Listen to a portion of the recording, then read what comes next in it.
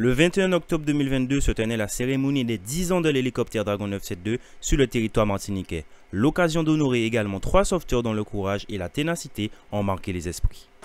C'est une cérémonie importante parce que ce n'est pas une inauguration, mais c'est les 10 ans. Et qu'est-ce qu'on voit quand on a 10 ans de recul?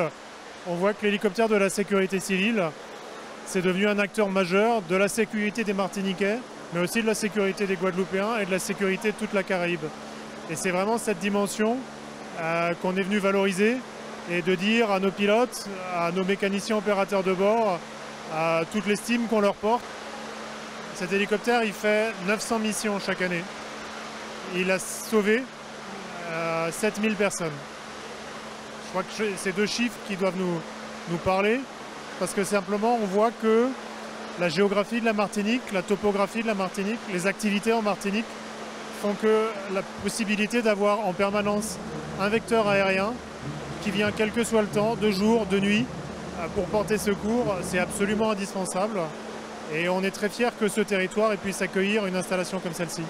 On leur a remis la médaille de l'acte de courage et de dévouement. Le courage et le dévouement, ça parle, c'est quelque chose d'absolument indispensable. C'est le moment où le sauveteur, il avoue qu'il faut qu'il se mette en danger pour sauver les autres.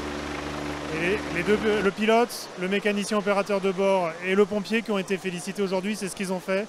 C'est-à-dire qu'ils sont allés aux limites de leur capacité. Puis ils ont dit, il faut que j'aille un petit peu plus loin, il faut que je me mette en danger pour aller chercher quelqu'un qui était en danger, en l'occurrence un randonneur. Et c'est ça le sens de cette médaille. Elle marque, si vous voulez, cet esprit de la sécurité civile qui anime ces 3 personnes, mais qui anime aussi les 250 000 pompiers de ce pays. Au nom du ministre de l'Intérieur et des Outre-mer, je vous décerne la médaille de bronze pour acte de courage et de dévouement. C'est avec beaucoup de joie que Denis Villemain, l'un des 3 médaillés d'honneur, nous a partagé sa fierté d'exercer ce métier non sans risque. On a déployé tout notre savoir-faire, tout ce qu'on pouvait faire au profit d'une victime. Je ne vous cache pas que ça a été difficile puisqu'on s'y est repris à 3 fois. On a essayé d'intervenir une première fois dans la soirée du 22 janvier, malheureusement en vain. On a réessayé au petit jour le 23 janvier, toujours en vain, malgré des essais par toutes les vallées et sommets des pitons du Carbet. Et je dirais c'est presque en désespoir de cause puisqu'on commençait à déployer des opérateurs au sol pour accéder, malgré les difficultés, accéder à la zone. Finalement, on a quand même fait une 3e tentative dans des conditions difficiles et là, on a réussi. On a réussi à localiser puis à extraire ce randonneur en difficulté sur le sommet du Piton Lacroix. C'est un métier que j'aime beaucoup, je suis extrêmement fier de faire ce métier pour une raison principale, c'est que c'est un métier qui se fait au profit des autres. C'est-à-dire qu'on est toujours sur une intervention dans le cadre d'un accident, d'une personne en détresse, de quelqu'un de malade. Et très sincèrement, c'est quelque chose que je ressens comme presque une raison d'être d'intervenir dans ce cadre-là. Donc oui, j'en suis très fier. Oui. Alors là, la cohésion, elle se joue à 2 niveaux. Il y a le niveau de la base, l'effectif de la base, avec les personnels navigants, donc les pilotes, les mécaniciens opérateurs de bord. On est une petite équipe, on est seulement 8 pour faire tourner la base avec la mise en œuvre de Dragon 972, H24, 365 jours par an. Donc évidemment, pour que ça fonctionne, il faut qu'il y ait une coordination, une cohésion, des processus également techniques très professionnels, très structurés pour que tout marche bien. Pourquoi? Parce que la priorité numéro 1, et j'aurais pu commencer par là tout à l'heure, c'est la sécurité des vols. C'est-à-dire c'est la sécurité des acteurs qui vont s'engager à bord de Dragon 972. Donc ça nécessite énormément de travail en amont pour ça. Ensuite, cette cohésion, elle s'entend également à un deuxième niveau avec les partenaires qui interviennent avec Dragon 972. Donc on ne travaille pas tout seul, on travaille avec les opérateurs du SDIS, on travaille avec les opérateurs du SAMU, on travaille aussi pour certaines administrations comme l'OVSM pour la surveillance de la Pelée. On travaille avec les opérateurs de la SNSM dans le cadre des opérations de secours en mer. Donc on est obligé de travailler en cohésion, en coordination avec eux. Donc ça se fait au travers d'entraînements, au travers de protocoles qu'on a avec eux et bien sûr au travers des missions opérationnelles.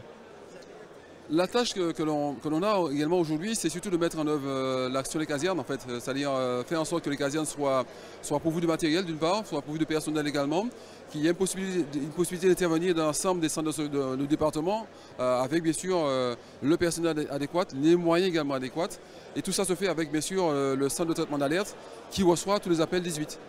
Et nous travaillons également en étroite collaboration avec l'ensemble des services partenaires, autrement dit le SAMU, la base hélicoptère également, avec la police, la gendarmerie, tous ceux qui concourent bien sûr à l'action de sécurité, sécurité civile et sécurité également active, notamment quand il s'agit d'interventions à caractère dangereux, on va dire ça. On est très content d'être invité comme partenaire de la sécurité civile puisque toutes les interventions d'aide médicale urgente, de prise en charge des victimes à la fois d'accidents de voie publique, des victimes de noyades, des victimes